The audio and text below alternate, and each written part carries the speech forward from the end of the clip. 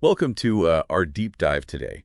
We're going to be looking at the 228 incident in Taiwan Oh, yeah. and why this date is a national holiday there. Mm-hmm. So we've got some sources for this deep dive. We've got some historical timelines. We've got a video of a public memorial for this event. And we've got some government reports that investigate what happened. That's right. And it's going to be important for us to remember that this wasn't just a single event, It was something much bigger than that. Yeah, that's true. So to understand the 228 incident, we need to understand Taiwan in 1947. Okay, so what was going on in 1947? Well, there was this big shift happening Okay. from Japanese colonial rule to governance under the Republic of China. Wow. So like a total change. Yeah. Okay. And, with this change, a lot of Taiwanese people had really high hopes. They thought things were going to get better under this new government. Like, better than when Japan was in control. Exactly. Okay. But the reality was a lot of their expectations weren't met. The timelines we've got mention things like skyrocketing rice prices and widespread food shortages. Oh, wow. Yeah. So like people were going hungry. Basically, yeah. The reports really show how bad the economy was. There was a lot of unemployment and prices were going up really fast. So it sounds like people were really struggling just to survive. Absolutely. Imagine going to the market and seeing the price of rice suddenly double from the day before. Oh, wow. That's the kind of situation people were facing. Yeah, I see. So there were a lot of economic problems, but were there also problems with the government? Oh, yeah. Alongside these economic issues, there were also political ones. A lot of native Taiwanese felt like they were being treated as second-class citizens compared to the mainland Chinese who were coming in. Huh. Sounds like there was a lot of tension. Definitely. It was very much an us versus them mentality. Mm-hmm. Native Taiwanese felt like they didn't have any real power in their own government. And to make matters worse, the government reports also mention a lot of corruption going on. Right. So you've got people struggling with the economy, feeling unfairly treated by the government. And then on top of all of that, they're seeing this corruption everywhere. Yeah. This really fueled a lot of anger and resentment towards the government. It sounds like people were ready for a change, like really ready for things to be different. Yeah, and then something happened on February 27th that really pushed things over the edge. Okay, so what was it? It seemed like a small thing at first. Some agents from the Monopoly Bureau confiscated cigarettes from a widow who was selling them on the street. That's awful. Yeah. But it doesn't sound like something that would cause a huge incident. Well, you have to understand, it wasn't really about the cigarettes themselves. Okay, what do you mean? It was about what those cigarettes represented. It was a symbol of how the government was abusing its power and mistreating ordinary people. I see. And you can really see how strongly people felt about it even today in the memorial video we have. Mm-hmm. This event wasn't just about the agents taking the cigarettes. Okay, so what else happened? Things escalated, the police got involved, and then someone was accidentally shot and killed. Oh, wow. So you have this backdrop of economic hardship, political tension, corruption, and then this event happens. Yeah. It was like a spark that ignited a firestorm of unrest. And so how did people react?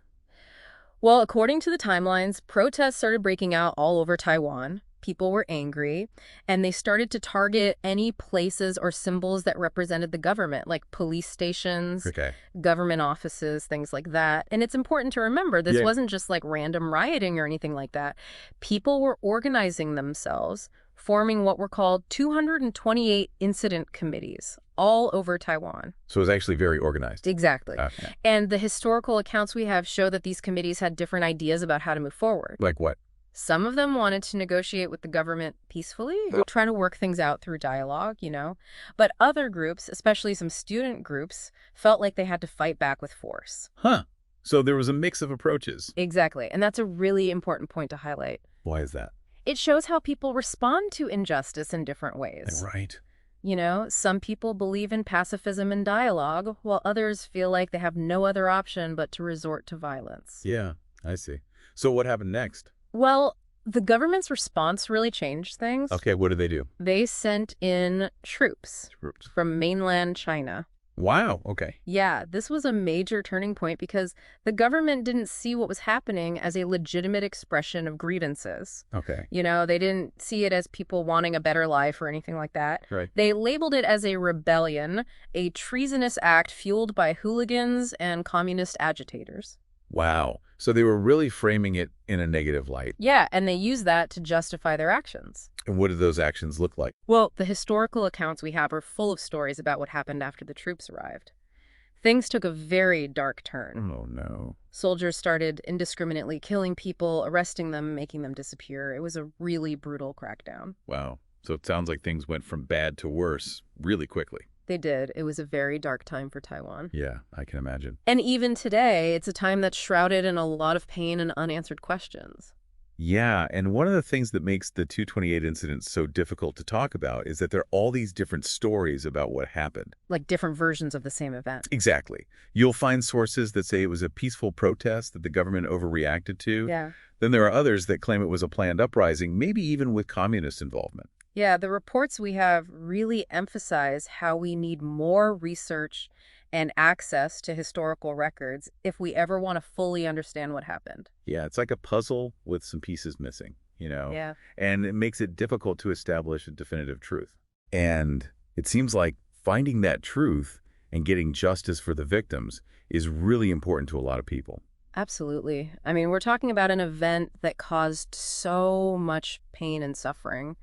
It's essential to acknowledge that and try to learn from it. Yeah, and the reports talk about how the 228 incident had a huge impact on Taiwan, leading to years of political repression and a lack of trust between the government and the people. Yeah, it's like a scar on the nation's psyche, you know? Okay. It really shaped Taiwanese society and politics for decades to come. And it serves as a stark reminder of what can happen when governments abuse their power and people's rights aren't respected. But even though it was such a dark time, it seems like the desire for truth and reconciliation has always been really strong in Taiwan. Yeah, and our sources highlight groups like the 228 Memorial Foundation, Hmm. which have worked tirelessly to remember the victims, to push for investigations, Yeah. to advocate for justice. They played a really important role in keeping the memory of this event alive. So it's not just about remembering the past. It's also about seeking justice It is. and making sure something like this never happens again. Absolutely. It's about learning from these mistakes and working to create a better future. I see. Well, this deep dive's been really informative so far. We've learned about the events leading up to the 228 incident, the tragedy itself, and its lasting effects on Taiwan. But I'm still wondering, why is February 28th a national holiday in Taiwan? Ah, that's a great question. Like, what does it actually mean for people today? Well, it's a day for Taiwan to pause and reflect on what happened, Okay. to remember the suffering of its people, to honor the memory of those who lost their lives, those who were imprisoned or disappeared, and those who lived with the trauma for years to come. It's a day to acknowledge that pain. So it's like a collective act of remembrance for the entire nation. Exactly. It's a way of saying we will never forget. But it sounds like it's more than just remembering, right? You're right. It's also about looking forward, about recognizing the need for peace and justice in society. It's a commitment to building a society where basic human rights are protected, where people can engage in dialogue and understanding rather than resorting to violence. So in a way, it's about learning from the past to create a better future. So it's both a commemoration of the past and a commitment to the future. Exactly. And I think that's what makes it such a powerful national holiday. Yeah. It's really interesting to see how this historical event is still so relevant today. It is. It reminds us that the pursuit of human rights and democracy is an ongoing process, something that requires constant vigilance and effort. Yeah, it really is. It shows how something that happened so long ago can still have such a profound impact on people today. Yeah, and it serves as a really powerful reminder that the fight for human rights and democracy is something that never truly ends. It's something we have to constantly be working towards. So thinking about everything we've talked about, what can we do to make sure that something like the 228 incident never happens again? Well, I think it starts with remembering what happened and learning from the past. Like reading books about history, visiting museums, talking to people who experienced those events firsthand. Exactly. Okay. And you know, it's not enough just to learn about these events ourselves. We have to talk about them, share these stories with others so that people understand just how important human rights are.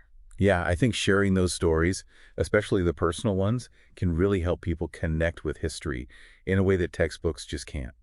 Yeah, I agree. And it shows the human cost of these kinds of events. Absolutely. And beyond just remembering and sharing those stories, we can also support organizations that are actively working to protect human rights around the world. Right. There are so many groups out there doing incredible work to promote peace, to fight injustice, to help those who are suffering. Yeah, it's really inspiring to see how many people are dedicated to making the world a better place. It is. And, even small actions can make a difference. Like what? Speaking up when you see injustice happening, supporting human rights organizations, Hmm. even just educating yourself and others about these issues. It all comes down to the idea that every voice matters, right? Yes. Even if it feels small. Even if it feels small. If we all work together, we can make a difference. Absolutely. And, in a way, the 208 incident itself is a testament to that idea. What do you mean? Well, it was a tragedy, no doubt about that, but it also demonstrated the incredible strength and resilience of the Taiwanese people. Right. Their fight for justice, for democracy, ultimately helped to pave the way for the free and open society that Taiwan enjoys today. So it's a story of tragedy, but also of hope and perseverance. Exactly. And that's a message I think we should all carry with us. It really has been an insightful deep dive into the 228 incident. We've learned about a really significant event in Taiwanese history and its enduring legacy. Yeah, it's a story that highlights the importance of human rights, democracy, and peace. Values that are essential everywhere, not just in Taiwan. Absolutely. So as we wrap up, we'd like to leave you with one final thought.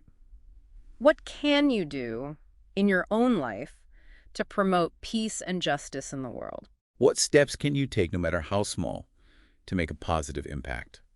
Remember that even a small act of kindness or speaking out against injustice can have a ripple effect that spreads far and wide. Thank you for joining us for this deep dive. We hope it's encouraged you to learn more, to reflect, and to take action. Thanks for listening.